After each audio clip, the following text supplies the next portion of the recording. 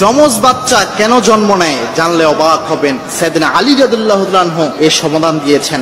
আমাদের দেখবেন সমাজের মধ্যে বহু সময় দেখা যায় অনেকেরই যমজ বাচ্চা হয়। এই সন্তান দানের একচ্ছত্র মালিকানা কিন্তু আল্লাহ রাব্বুল আলামিনের। আল্লাহ রাব্বুল আলামিন কাউকে পুত্র সন্তান দান করেন, কাউকে কন্যা সন্তান দান করেন, কাউকে আবার যমজ সন্তান দান করেন, আবার কাউকে সন্তানই দান করেন না। আল্লাহ রাব্বুল আলামিন নিজেই এই কথা বলে দিয়েছেন।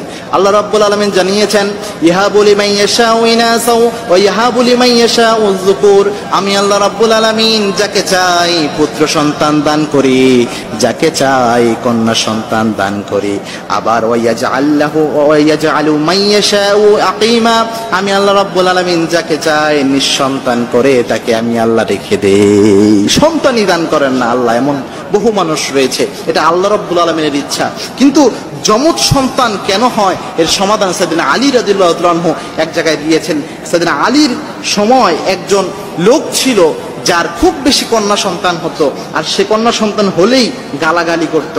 একদা ওই লোকটার সর্বশেষ যে সন্তানটা হয় সে সন্তানটা যমজ সন্তান হয় এবং দুইটাই কন্যা সন্তান সে জন্মদান করে তার স্ত্রী। যার কারণে সাইয়েদনা আলী রাদিয়াল্লাহু তাআলা যখন শুনতে পেলেন যে সে খুব গালাগালি করে কন্যা সন্তানের জন্য, তাকে আলী রাদিয়াল্লাহু তাআলা ডাকলেন। আলী রাদিয়াল্লাহু তাআলা তাকে ডেকে বললেন, ভাই, আপনার কন্যা সন্তান হয়, আপনি এই জন্য অনেক রাগ করেন। কন্যা সন্তান আল্লাহ রাব্বুল আলামিন যাকে তাকে দান করেন না।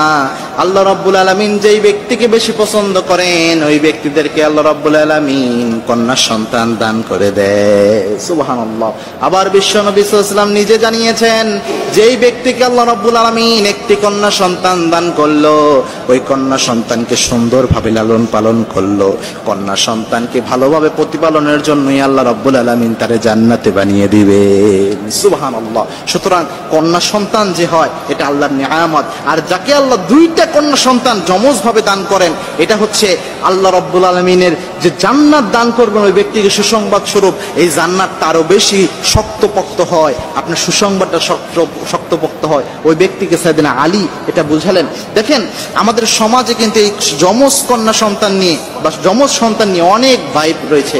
যেমন অনেকে মনে করেন যে কলা খেলে, যমজ কলা খেলে হয়তো যমজ সন্তান হবে, এটা অনেকের ভুল ধারণা এমন রয়েছে, বা অনেক ভুল ধারণা রয়েছে। বর্তমান মেডিকেল সায়েন্সও বিভিন্ন ব্যাখ্যা দেওয়ার চেষ্টা করেছেন সন্তান কেন এরকম হয়। বর্তমান মেডিকেল সায়েন্স যেটা প্রমাণ করছে, একাধিক ভ্রূণ যদি কেউ ধারণ করে, কোনো মায়ের গর্ভে ধারণ হয়, তখনই যমজ কন্যা সন্তান হয়, যমজ সন্তান হয়। এই যমজ সন্তান আল্লাহ রাব্বুল আলামিন এটাও একটা নিদর্শন। আল্লাহ রাব্বুল আলামিন কাউকে পুত্র সন্তান দান করেন, কাউকে কন্যা দান করেন, কাউকে যমজ সন্তান আল্লাহ দান করেন, কাউকে আবার সন্তানই দান করেন না, নিঃসন্তান বানিয়ে আল্লাহ রেখে দেন। এই সব আল্লাহ রাব্বুল আলামিনের হচ্ছে লীলা খেলা। আল্লাহ রাব্বুল আলামিন যাকে চান তাকে এগুলা দান করেন। সুতরাং আপনি যদি সন্তান যমজ হয়, এখানে নারাজ হওয়ার কিছু নাই। মনে করতে হবে আল্লাহ রাব্বুল আলামিন চেয়েছেন, এই জন্যই আল্লাহ রাব্বুল আলামিন আপনাকে দান করেছেন। এবং সাইয়েদনা আলী এখানে জানালেন, যদি কোনো কন্যা সন্তানকে আল্লাহ যমজ হিসেবে দান করে বা পুত্র সন্তানও যদি যমজ হয়, আল্লাহ রাব্বুল আলামিন সন্তুষ্ট হয়েই তার কল্যাণের জন্য আল্লাহ রাব্বুল আলামিন তাকে ভালোবেসেই এটা দান করেন। সুতরাং এটা নিয়ে নাশুকরি করার কিছু নাই, বরং এটার জন্য পড়া উচিত আলহামদুলিল্লাহ এবং বেশি বেশি আল্লাহর শুকরিয়া আদায় করা উচিত।